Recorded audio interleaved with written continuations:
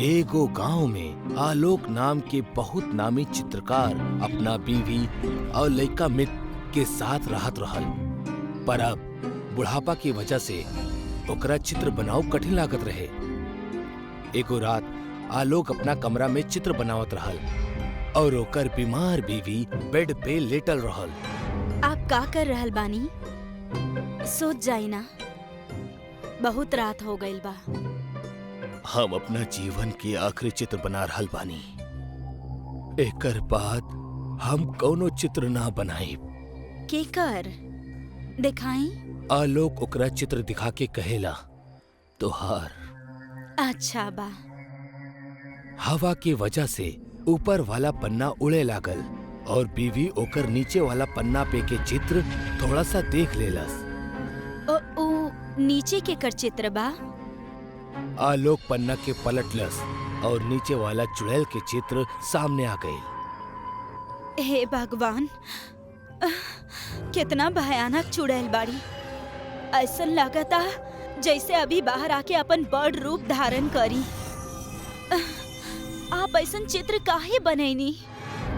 दरअसल यह हमार आखिरी चित्र रहल, पर हम सोचनी तोहार भी एगो चित्र बनावे के चाहिए। ओ चुड़ैल के चित्र के देख के पद्मनी के चक्कर आवे लागल। आलोक, हटाई एकरा के सामने से। हमरा के तकलीफ हो रहल बा। हटाई एकरा के। आलोक फौरन ओ चित्र के एगो कपड़ा से ढक के पद्मनी के बेड पे लेटा देलस। अरे तू सुच जा, हमहू थोड़ा देर में सुच जाई। आलोक अपना चित्र के काम के रोक देलस और कमरा के बाहर चल गई। पद्मिनी कमरा में अकेली सुतत रहली। खिड़की से तेज हवा अंदर आवत रहे। एकर वजह से वो कपड़ा उड़ गई और चुड़ैल के चित्र फिर से दिखे लागल। वो अंधेरा कमरा में वो चुड़ैल के चित्र चमकल शुरू कर देलस और पन्ना धीरे धीरे वो बोर्ड से निकले लागल। पन्ना पूरा निकले के बाद उड़ के पद्मनी के मुंह के पास आ गए और चेहरा जोर से दबावे लागल।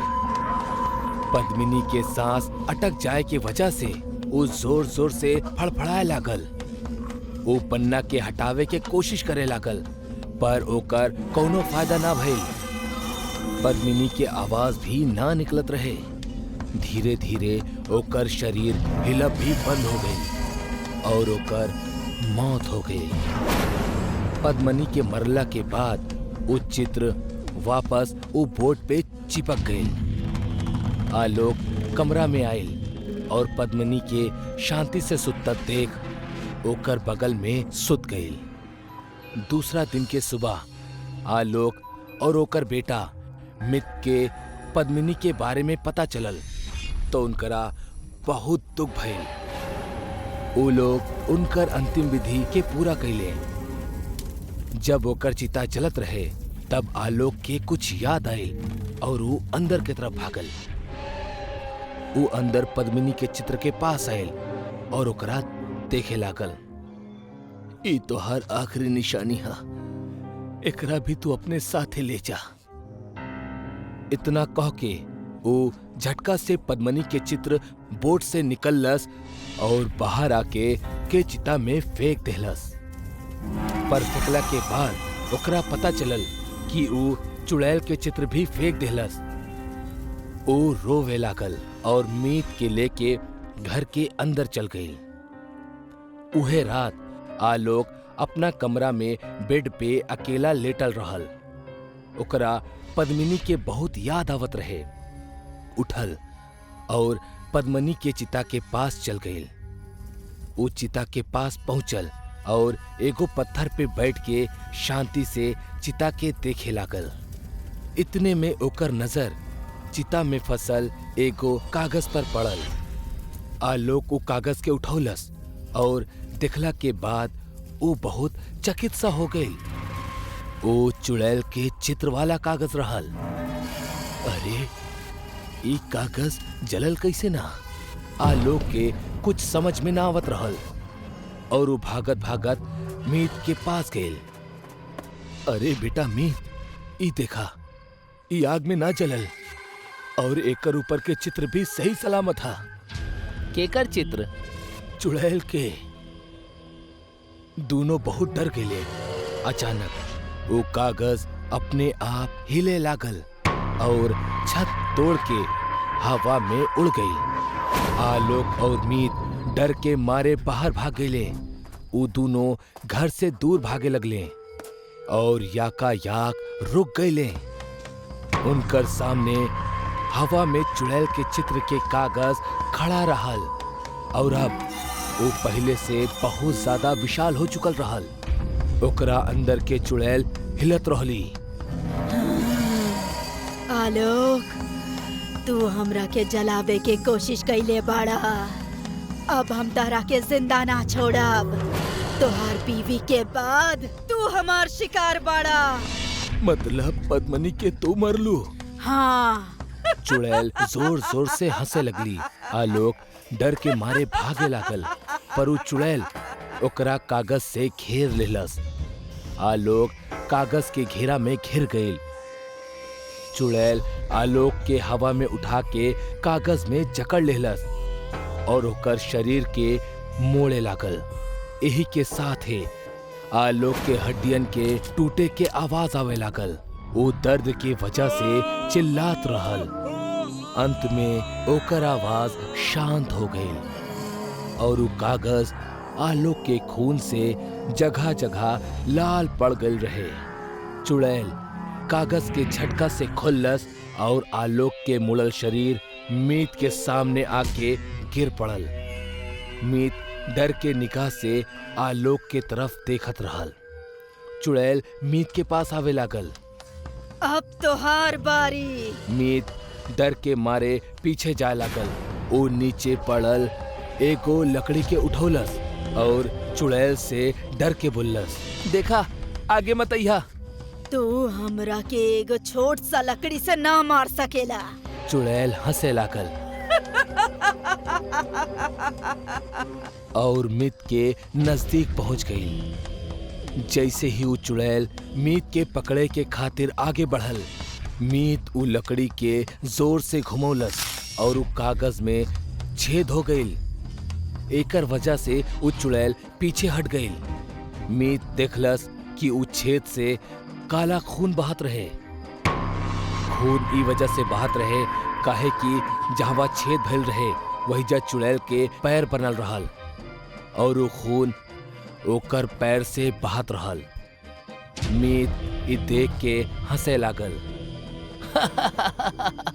आवा उठावा हमरा, आवा ना। चुड़ैल के गुस्सा आ गइल और वो मीत के उठा के कागज में जकड़ल शुरू कर देहलस। मीत भी जोर से लकड़ी के घुमौलस और कागज के दो हिस्सा में फाड़ देहलस। चुड़ैल जोर से चिल्लाए लागल। कागज के पकड़ छुटला के वजह से मीत नीचे गिर गई। चुड़ैल दो हिस्सा में कट गई।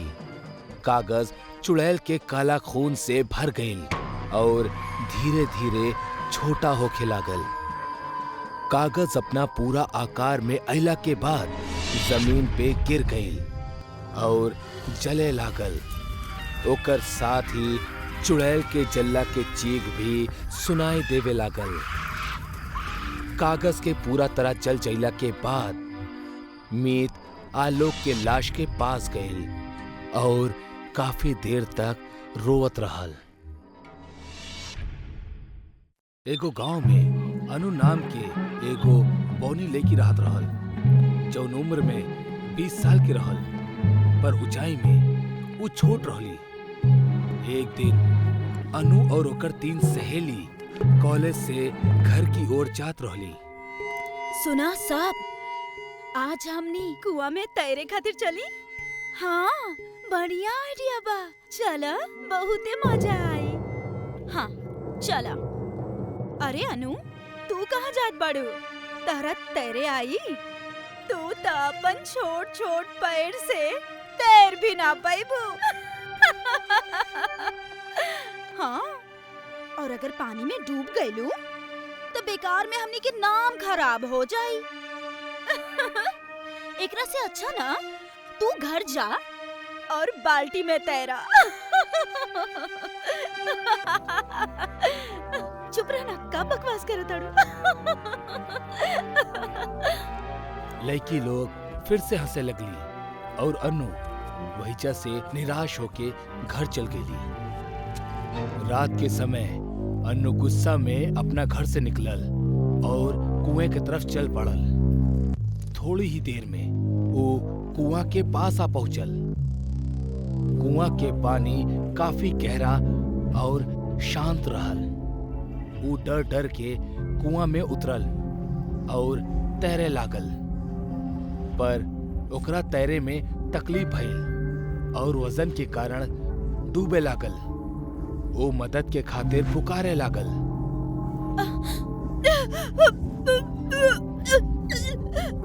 बचावा, बचावा, बचावा, क्यों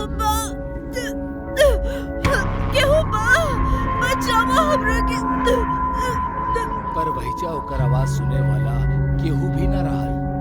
धीरे धीरे ओकर आवाज शांत होके लागल और अनु कुआं में डूब के मर गई। अनु के मरला के बाद बादल के गरजब शुरू हो गई और अचानक कुआं में जोर से बिजली आकर गिर गई। वो बिजली की वजह से कुआं के पानी उबलत हुए ऊपर आवे लागल।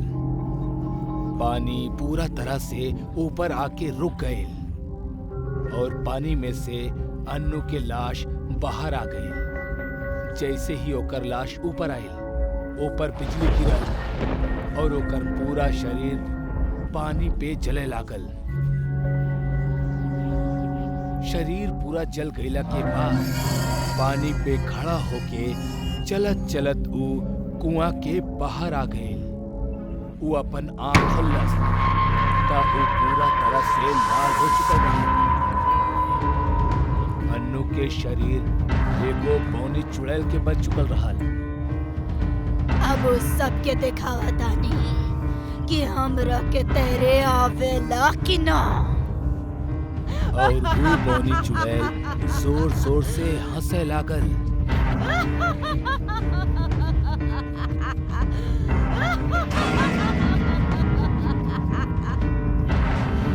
वो बौनी चुड़ैल हवा में उड़ के गांव आ गई और एक एक करके वो तीनों लड़कियन के सुत्ते ही उठा के अपना साथ कुआं के पास लेके आ गई।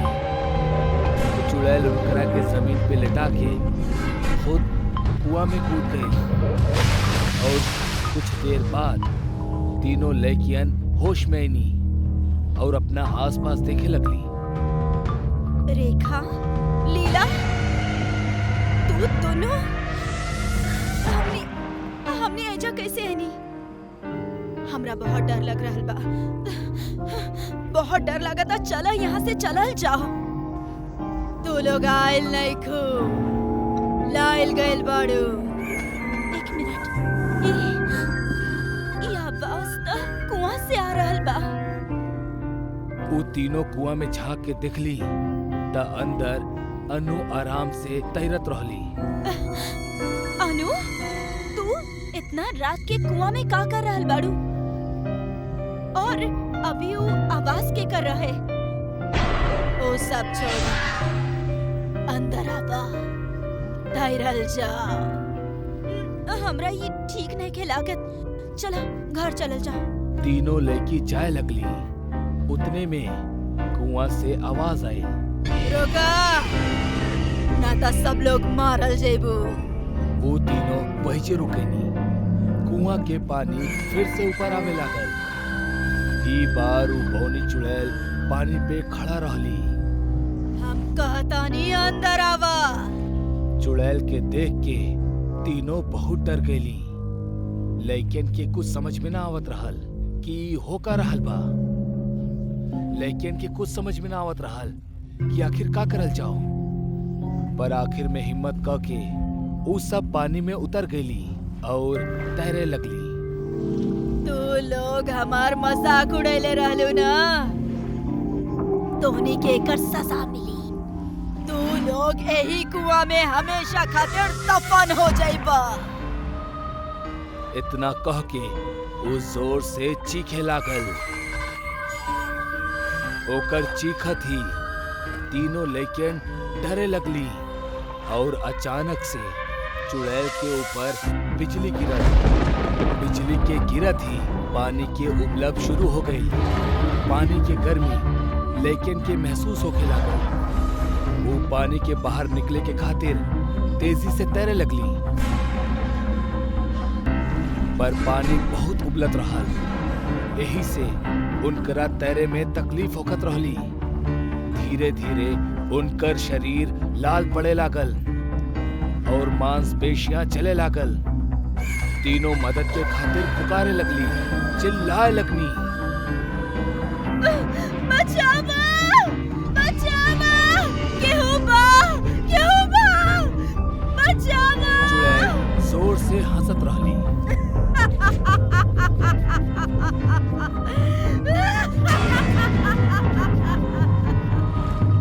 कुछ देर बाद तीनों के शरीर आग में जले लागल। लड़की लोग दर्द के मारे जोर से चीखत रहली। चुड़ैल के ई सब देख के बहुत मजा आवत रहल। आखिर में लड़कियन के शरीर पूरी तरह से जल के पानी में तैरे लागल। पानी फिर से नीचे जाए लागल। पानी के नीचे जात ही वो चुड़ैल वो तीनों लड़कियन के लाश को उठौलस और पानी के नीचे गायब हो गई।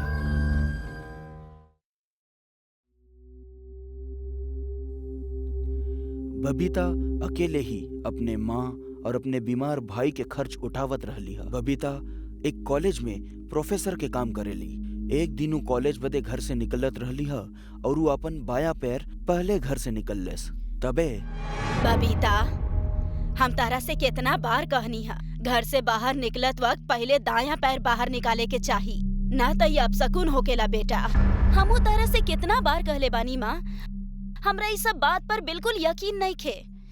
ई सब मनगढ़ंत बात होखेला। आज अमावस के काला रात बा, आज जल्दी घर आ जाइहा। आज के दिन कितना लोग काला जादू करेले बबीता।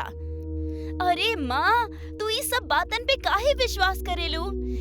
ई सब कुछो ना होखेला। ना ना, ई सब बात बहुते सोच समझ के कइल जाला। सरिता बहुत अंधविश्वासी रहे और हमेशा ई सब से बचे खातिर टोना टोटका करत रहली हा। ओकर बेटा मनोज कई साल पहले एक एक्सीडेंट में अपाहिज हो गईल रहे और चलने फिरने में असमर्थ रहल। ओकर पूरा ख्याल ओकर बहिन बबीता रखत रहले।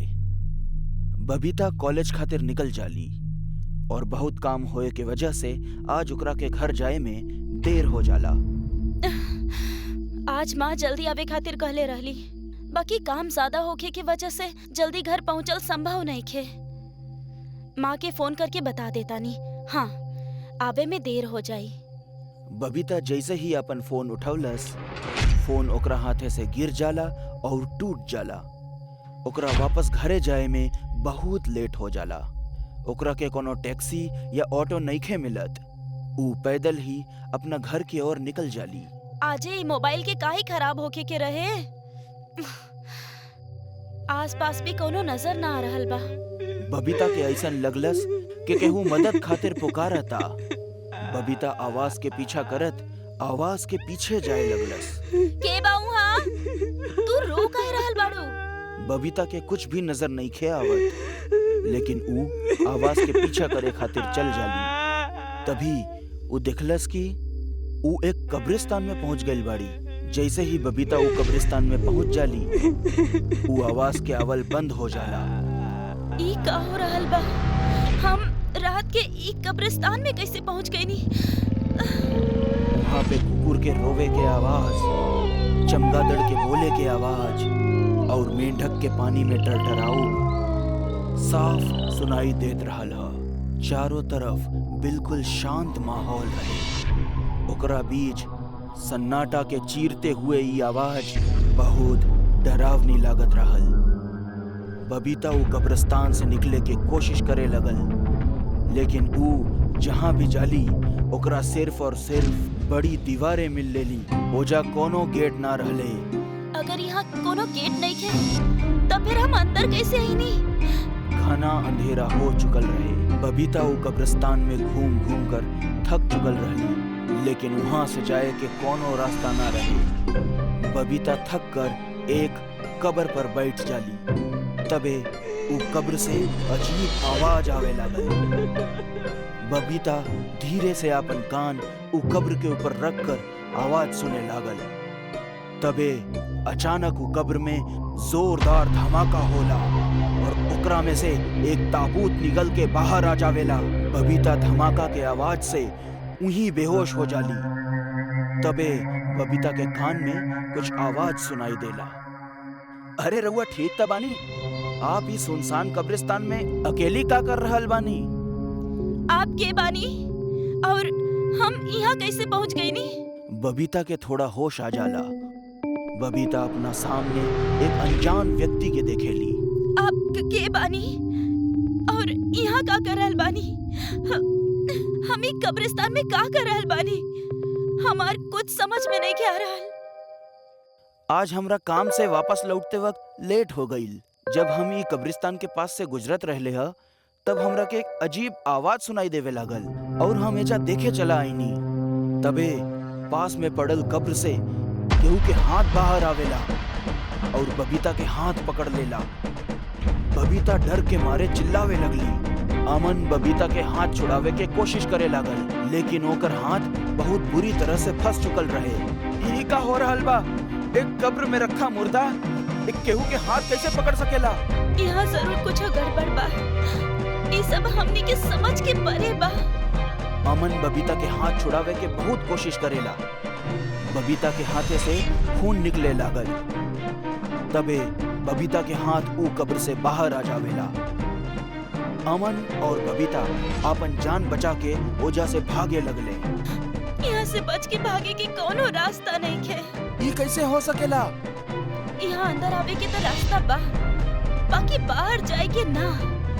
ई कोनो चाल है हमनी के फंसावे खातिर। पीछे से एक कब्र से एक भूत चल के आवे लगेला और ओकरा मुंहे से हरा पानी गिरत रहले। अमन और बबीता ओकरा के देख के बुरी तरह डरा जाले और ओजा से भागे लगले। तबे बबीता के पैर कोनो चीज में फंस जाला और ऊ गिर जाली। चला हमरा साथ। ऊ बबीता के पैर पकड़ के खींच के ले जावे लगलस। बबीता अपना के रोके के कोशिश करलस, लेकिन ऊ नाकामयाब हो जाली। तबे भूत के नजर अमन पे पड़ेला और बबीता के छोड़ के अमन के ओर मुड़ जाला। बबीता ओजा से उठकर भागे लगली। तबे ऊ केहू से टकरा जाली। छोड़ दो हमरा के, हम तोहर का बिगड़ले बानी। हमार जान मत ला, छोड़ दो हमरा के। अरे शांत हो जा, शांत हो जा। के हऊ तू और तुहार ऐसन हालत के करलस? तू डरल काहे देखा ताड़ू? भूत? ओ भूत हमने के ना छोड़ी। तबे ऊ भूत अमन के गला पकड़कर ओकरा अपना हाथ के बीच में दबाकर घुमा देला।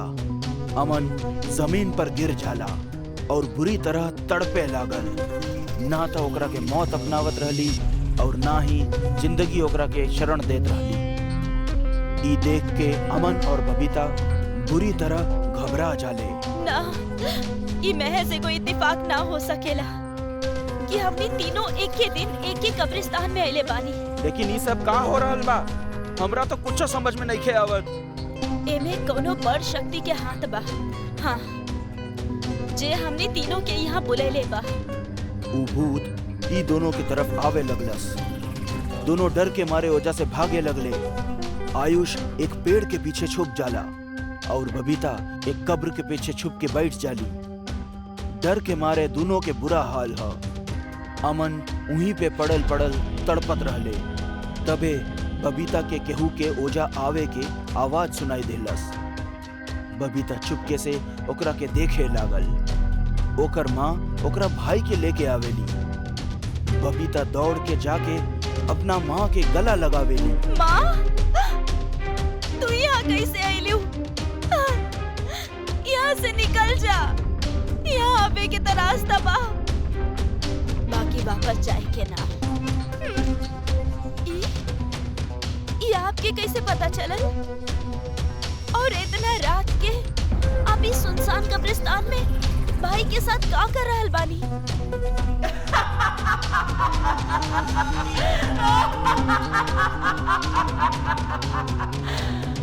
तहरा अब तक ना समझ आए कि सब हमार करल धरल बा। तू तीनों के हम यहाँ बुलाइले बानी।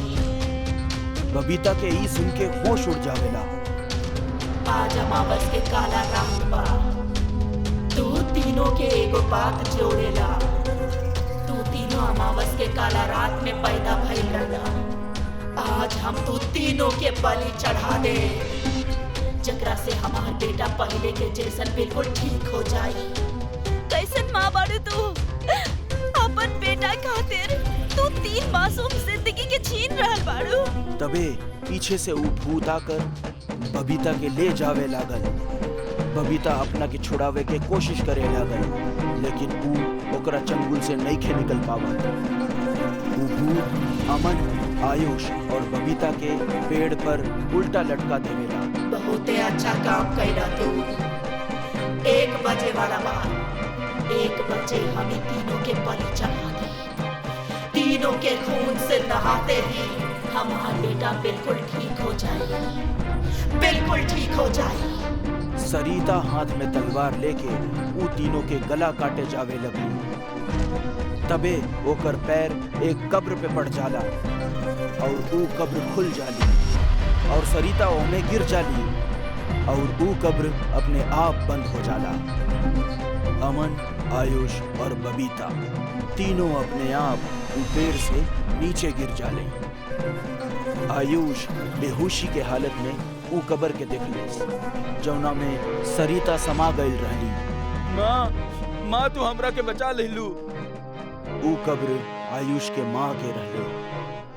ऊ भूत गुस्सा में पेड़ उखाड़ के फेंक देवेला और सरिता के बेटवा के पेट में अपन नाखून गड़ा के ओकर अतड़ियां निकाल के खावे लगेला। बबीता, अमन और आयुष अगला दिन सवेरे होश में आवेले। तीनों ऊ कब्रिस्तान के बाहर रहले हा। तीनों अपने अपने रास्ते निकल जाले, लेकिन ऊ रात तीनों के जिंदगी के खौफनाक रात होला, जिसे ऊ तीनों कभी नहीं के भुला सकत। एगो माँ अपन बेटा के ठीक करे खातिर केहू के और के बेटा के जान लेत रहली, और एगो माँ मर के भी अपन बेटा के जान बचावत रहली। ऊ खौफनाक रात हमनी के जहान में हमेशा जिंदा रही।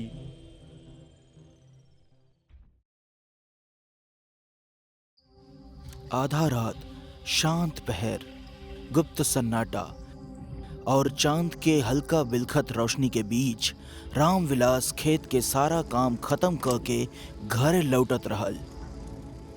रास्ता एगो कच्चा सड़क से होत की जंगल के किनारे से जात रहल। गांव वाले अक्सर देर शाम गांव के अंदर और गांव के बाहर आवे जाए खातिर बहुत डरात रहले। ओकर सबसे बड़ कारण ऊ जंगल रहे। उहे जंगल जौना में न जाने कितना खुदकुशी करे वाला लोगन के आत्मा भटकत रहे। अब भला कितना सच और कितना झूठ जानी आज के कहानी में। आज पूर्णिमा के रात रहे। रामविलास जब ओजा से निकलल तब रात के करीब 11:15 बजत रहे। थकल हारल पूरा दिन काम करे के बाद अब ओकरा बड़ा जल्दी घर पहुंचे के रहे और वो अपन साइकिल उठवलस और निकल पड़ल अपना गांव के ओर। पूरा रास्ता रात के सन्नाटा में सिर्फ रामविलास के ही साइकिल के आवाज गूंजत रहे। दूर दूर तक इंसान तका केहू जानवर तक नजर नइखे आवत रहले। रामविलास कुछ बेर में पहुंच गईल उहे जंगल में जौना में न जाने कितना गांव के लोग खुदकुशी किए रहले। ऐसे में रउओ सोच सकतानी का माहौल होई ऊ जगह के। कितना लंबा रास्ता बा, हमार त जाने निकल गए लावत आवत। अब बस जल्दी से ही जंगल पार हो जाओ, फिर आराम से घरे पहुंच के सुकून के नींद सोइब। वैसे भी काल सवेरे जल्दी उठकर दोबारा फसल के बिक्री करे के बा। इहे कहत कि रामविलास जंगल के भीतर पहुंच गईल। साइकिल के गति तेज बढ़ावत की रामविलास टॉर्च के सहारे पेड़न के क्रॉस करे लागल के तबे साइकिल के चक्का एकदम से जाम हो गई और रामविलास सीधा मुंह के बल नीचे गिर गईल। अरे मोरी मैया, ई का हो गईल? इस साइकिल के भी अभी खराब होए के रहे। आह! रामविलास अब ओजा से पैदल जाए लागल। खैर एकरा अलावा ओकरा पासे कोनो दूसर चारा भी न रहल। तबे बढ़ते कदम के साथ कुकुरन के रोवे के तेज आवाज ओकरा सुनाई दे लागल। पूरे जंगल के माहौल एकदम डरावना लागे लागल। तबे अचानक रामविलास की नजर एगो पेड़ के ऊपर पड़ल त ओकर रूह कांप उठल। ऊ देखलस कि एगो आदमी गर्दन में फसरी लगा के डाल से झूलत रहल। ऊ एकरा से ज्यादा कुछ बोल पावत या सोच पावत ओकरा पहले ऊ लटकल लाश गायब हो गई। रामविलास बहुत ज्यादा परेशान हो गई। ऊ जंगल के लगभग आधा रास्ता तक पहुंच गए रहे। हम सुनले बानी गांव के किसान और जिंदगी से परेशान लोग यही जंगल में आके आत्महत्या कर ले और फिर हमेशा ओकनी के आत्मा वही जंगल में भटकत रहेला और सूरज ढले के बाद जंगल से गुजरे वाला लोगन के मार देले। तबे ओकरा के एक औरत के रोवे के आवाज सुनाई देवे लागल।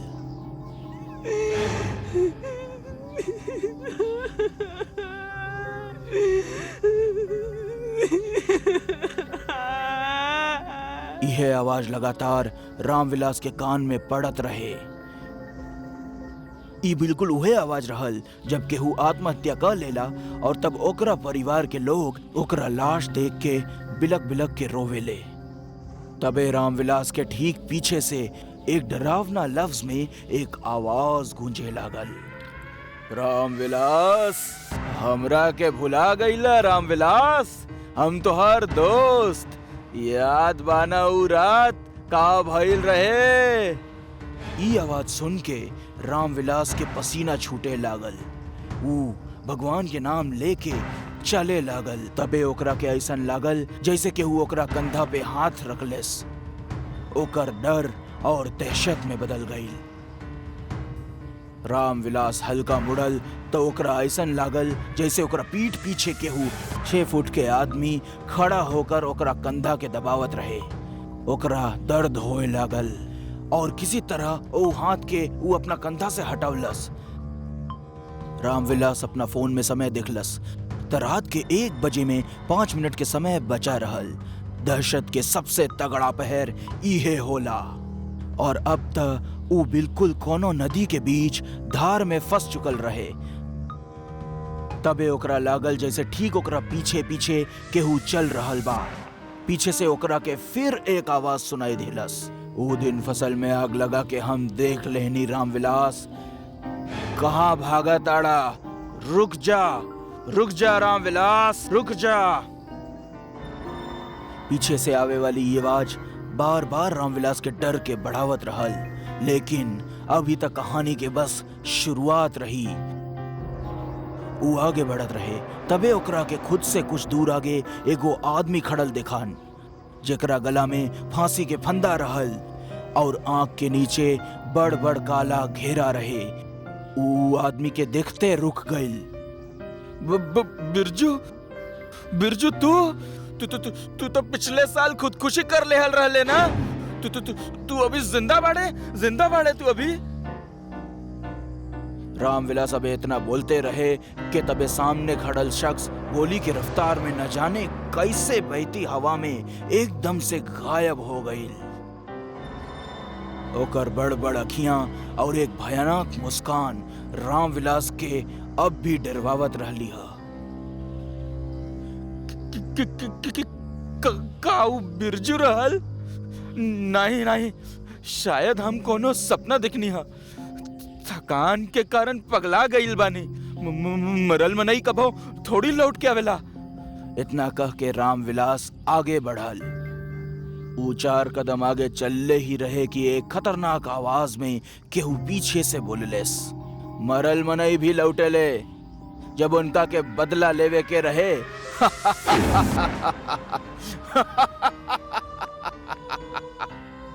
एक तेज भूतिया हंसी पूरा जंगल में गूंजे लागल। रामविलास खौफ से पूरा तरह जम गईल। तभी सन्न से एक तेज हवा के झोंका बिल्कुल ओकरा करीब से गुजर गईल और एकरा तुरंत बाद ओकरा उ जंगल के पेड़ पे केहू भागत दिखान। रात के ई घना कोहरा वाला माहौल में उ अकेला शख्स सिर्फ भगवान के याद कर सकेला। उ वहां से आगे चलत रहल। रात के गुप्त खामोशी जंगल के माहौल के और डरावना बनावत रहली है। तबे बिजली कड़के लागल। लगता बारिश तेज होई वाली बा, जल्दी निकले के पड़ी। ई कही के रामविलास तेजी से भागे लागल। ऊ भागते रहल के तबे कड़कड़ात बिजली के रोशनी में ओकरा सामने बिरजू दिखान। ई बेर बिरजू के खौफनाक शक्ल देखकर रामविलास लड़खड़ा गईल और जमीन पे गिर गईल। रामविलास पता ना काहे जमीन से उठे न पावत रहा। ऐसन बुझात रहा जैसे वो जमीन से चिपक गईल बा। तभी बिरजू धीरे धीरे रामविलास के तरफ बढ़त रहे। बिरजू की अखियां पूरा सफेद रहल और गला पे गहरा चोट के निशान रहल, जेकरा देख के साफ पता चलत रहे कि बिरजू के मौत फांसी पे लटके के कारण भइल बा। हम तोहार दोस्त हई बिरजू। अरे यार जाए दे ना बिरजू, बिरजू हम तोहार दोस्त हई। रामविलास के ई बात सुनकर बिरजू के आत्मा जोर जोर से हंसे लागल और बोलल, हमरा के हमरा परिवार से अलग कर दिला, दुनिया से अलग कर दिला, और अब हमरा के कहा ताड़ा के हम तोरा के छोड़ दी, जाए दी, ऐसे कैसे? इतना कहते ही बिरजू के प्रेत रामविलास के हवा में उछाल के सीधा पीपल के पेड़ से उल्टा टांग दिलस और बोललेस, देख रामविलास, ई पेड़ के देख, तोरा कारण ही उ रात हम यही पेड़ से फांसी लगा के तड़प तड़प के अपन जान ले लेनी। जरा याद कर उ रात, यही पूर्णिमा के रात जलन और लालच के चलते ते हमरे साथे कितना बड़ धोखा कैले रहे, याद कर। रामविलास कुछ याद करे लागल। तबे ओकरा के ठीक 1 साल पहले पूर्णिमा वाले रात के घटल घटना के जिक्र याद आयल। आज से ठीक 1 साल पहले कटनी के माहौल खेतन में जोर शोर से चलत रहा। सुख के खेत गांव से दूर रहत रहे, त ऐसे में कुछ 2-4 लोग राती के जाग के खेत के रखवाली करत रहे। रामविलास सब पे नजर रखे रहल। कुछ लोग के दारू पिला के रामविलास सोचलस के बिरजू जौन ओकर सबसे बड़ा दुश्मन है ओकरा के खत्म कह दिहल जाओ।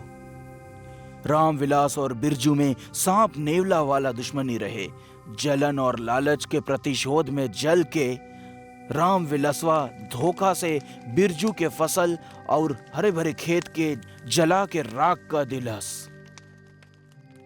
अगला सुबह गांव वालन के लागल शायद खेत जले से सब तबाह हो गई, लेकिन ई कुल त सोचल समझल साजिश रहे जेकरा रामविलास अंजाम दिहल रहे। बिरजू के सारा मेहनत और ओकरा परिवार के पेट भरे के एकमात्र साधन ओकरा से छीन लिहलस। अगला दिन बिरजू ओही जंगल के पेड़ से लटक कर आपन जान ले लिहलस और तड़प तड़प के ई दुनिया के अलविदा कहलस। जब ओकरा लाश के गांव लावल ग त ओकरा परिवार में मातम के माहौल रहे। पता ना काहे पर उ वक्त रामविलास के भी अपने सच से घोटन होए लागल और उ बिरजू के मरल शरीर के कान में ई कह दिलस कि उहे बिरजू के खेत के जला के राख कह दिलस। उ अपन बोझ हल्का करे चाहत रहे। रामविलास अपना अंदर के सच बता त दिहलस, लेकिन बिरजू अपना मौत के बाद भी शायद उ सच के सुन लेहलस और बस ओकर आत्मा पर लोक से एक बार फिर मृत्यु लोक आयल। सिर्फ और सिर्फ रामविलास के ओकरा किए के सजा दे खातिर। रामविलास के कुल याद आवत रहल, तबे ओकर गर्दन कसे लागल, ओकर सांस रुके लागल। ऊ चीखे चाहत रहा, लेकिन ओकर जुबान से आवाज तक ना निकल पावत रहे। कोनो मोटी सी रस्सी ओकरा गला के कसत रहे। साफ शब्द में ओकरा के फांसी दिहल जात रहे।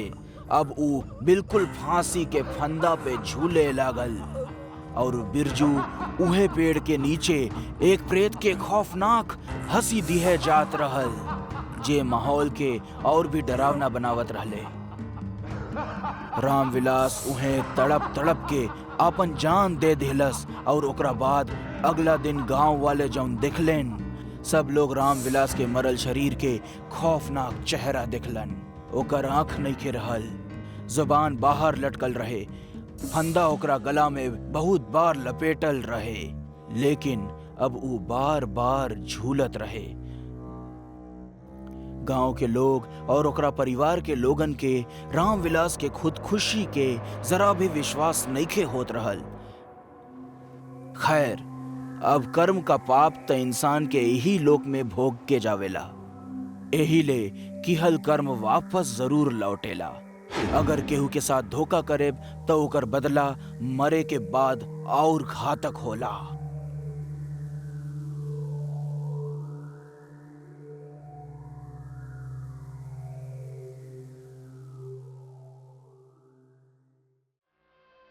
मौत एगो ऐसन भयानक सच्चाई है जैसे आज तक केहू भी ना बच पौलस। लेकिन एगो और कड़वा सच इहो है कि सच्चाई मौत के बाद भी सामने आ सकेली। आज की कहानी दो बहन के है जौन एडॉप्टेड चाइल्ड रहली।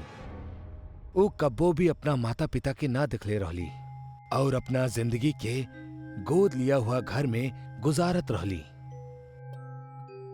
लेकिन जिंदगी उनकरा साथ ऐसन खेल खेलस जिनमें मजबूत खिलाड़ी भी हार मान जाओ। का कर रहल बाड़ू निधि? अब तो बड़ हो गइल बाड़ू, अब तो मिट्टी में खेलल बंद कर दा। दीदी का तू भी? बच्चा लोग अपन कमरा में जा और जाके सामान पैक कर ला। तोहनी के लेवे खातिर मर्फी परिवार नीचे इंतजार कर रहल बाड़े। चला जल्दी जा। काहे कि नैना और निधि अडॉप्टेड चाइल्ड रहली ता अक्सर उनके फैमिलीज चेंज करे के पड़त रहे। जिंदगी अब तक खुशनुमा चलत रहल। दीदी सच कहीं तो हमरा ही परिवार के छोड़ के जाए के बिल्कुल मन न कर रहल बा। बाकी अब दोसर कोनो रास्ता भी तो नहीं खे। हमनी अनाथ के जिंदगी ऐसने होखेला, एक घर से दोसर घर, दोसर घर से तेसर घर। दोनों अडॉप्टेड बहन अब वही जिंदगी के लड़ाई में बहुत छोट रहली। नैना जहाँ 13 साल की रहल तो ओकर छोट बहन निधि 10 साल की रहली। अब उनकरा के मर्फी फैमिली में जाए के रहल। दीदी का तोहरा के पता बा मर्फी आंटी बहुत खड़ूस बाड़ी। उनका बच्चा से कोनो खास लगाव नहीं खे। फिर ना जाने काहे ई हमनी के लेवे आइल बाड़ी। हाँ, ई बात तो बा सही। काहे कि हम भी सुन ले बानी कि इनकर स्वभाव बहुते अजीब बा और व्यवहार बहुते खतरनाक बा। पहले भी कितना लोगन इनका यहाँ से बच्चा के गुमशुदा होके के किस्सा बतैले बाड़े।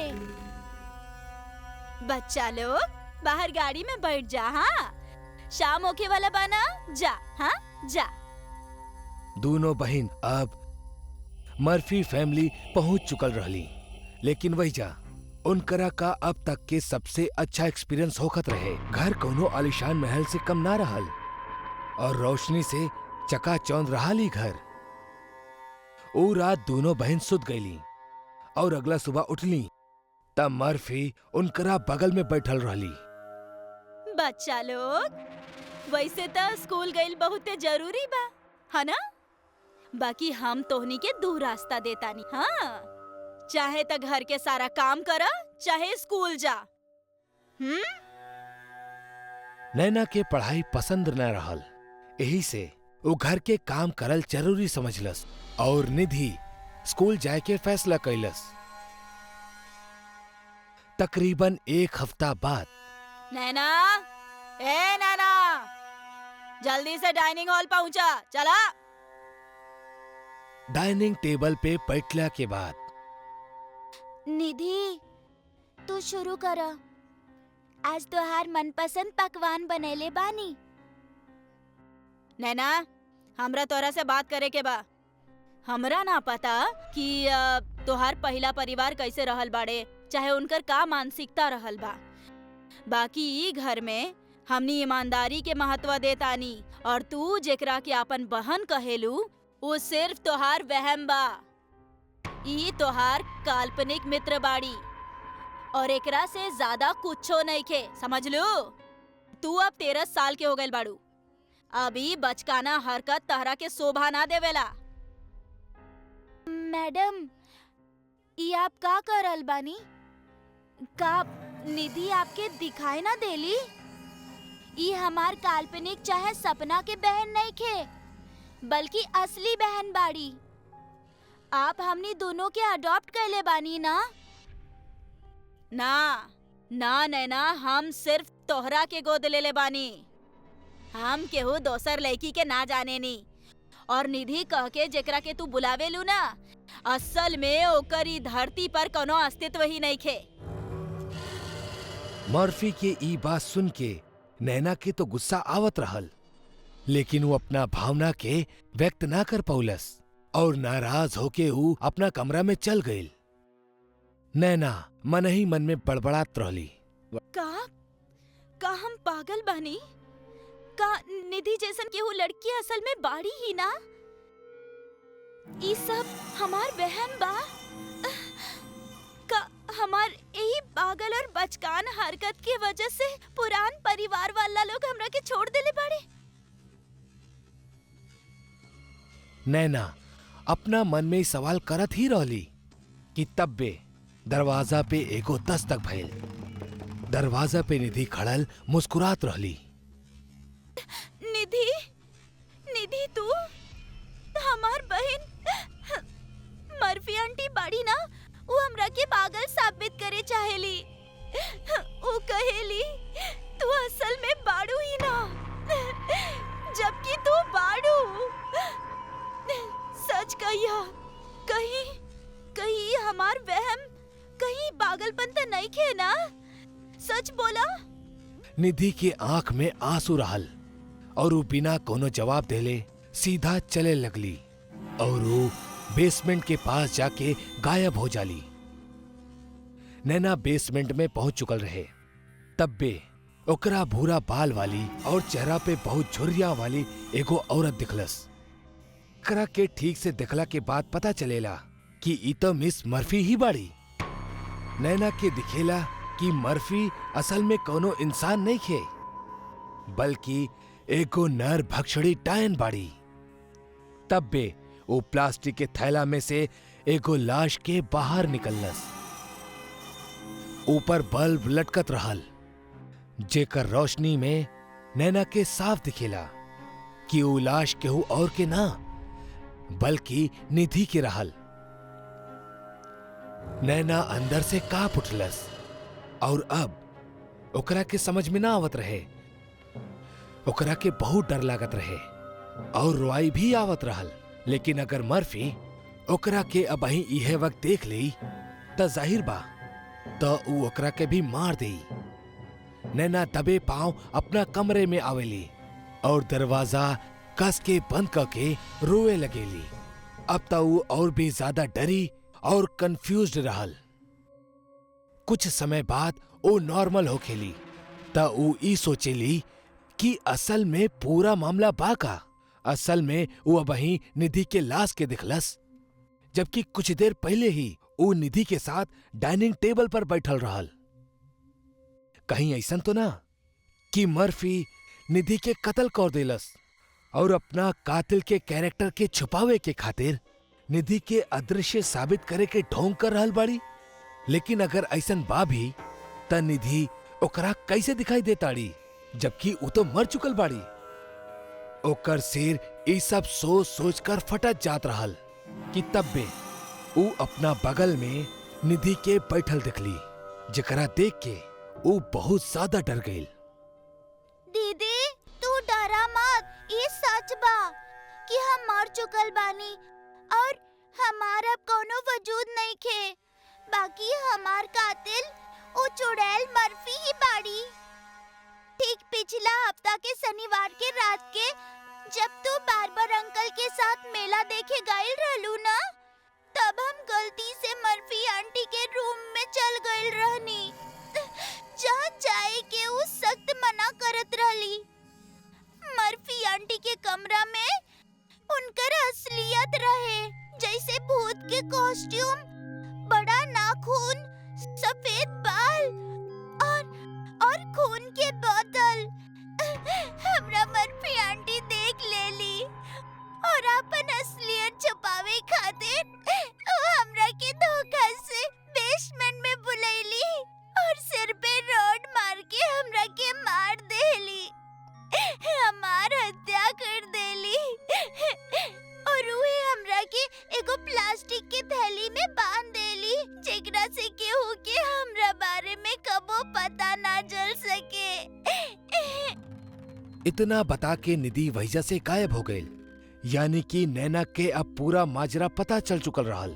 ओकरा के बहुत रोआई आवत रहल, काहे कि ओकरा और ओकरा बहन में एगो बहुत मासूम रिश्ता रहे, जौना वजह से निधि के आत्मा मरला के बाद भी ओकरा दिखाई देत रहली।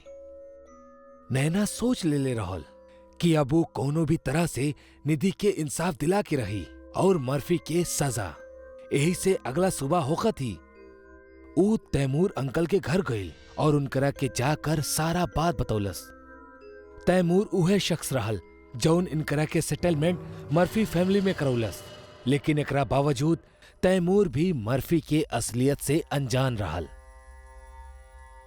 शाम के नैना तैमूर और पुलिस वालन के लेके मर्फी हाउस पहुंचलस और उनकरा बेसमेंट में वो लाश के दिखावे के खातिर ले जात रहली। बेसमेंट में पहुंचत ही जौन उ लोग देखले, उ देख के सबके दिल दहल उठल। उ लोग देखले मर्फी फांसी के फंदा पर झूलत रहली और अब ओकर असल चुड़ैल वाला चेहरा भी साफ साफ झलकत रहल। उ 200 साल के बुढ़िया नजर आवत रहली। अब तो मर्फी भी मर चुकल रहली, त अब एकरा आगे काही हो सकत रहल। लेकिन नैना निधि के मर्फी के झूलत लाश के बगल में मुस्कुरात दिखलस। नैना समझ गई कि चुड़ैल के इतना भयानक मौत आखिर कैसे भइल। एकर कत्ल निधि ही कैलस। उ आखिरी बार रहल जब नैना निधि के दिखलस। एकरा बाद निधि के दाह संस्कार भइल और फिर निधि कबो भी नैना के नजर ना आयल।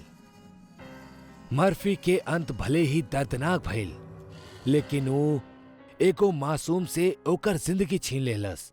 2 बहन के हमेशा हमेशा के खातिर जुदा कर देलस। आज एक घटना के बितले एगो लंबा समय हो गईल, लेकिन नैना आज भी उ घड़ी के याद करेली त डर जाएली। खासकर उ लम्हा के जब मरला के बाद भी निधि के आत्मा ओकरा के सच बता देलस और मर्फी के पर्दाफाश कर देलस। यही से कहेले मौत सिर्फ शरीर के आवेला और भावना दोनों अमर बाड़े। अगर रिश्ता और प्यार पवित्र रहा तब मौत के बाद भी आपके प्रेमी आपके रक्षा करी और आपके साथ रही। भले मर्फी खुद के असलियत छुपावे के खातिर निधि के कत्ल कई दिलस, लेकिन निधि के मरला के बाद भी असल सच सबके सामने आ ही गई।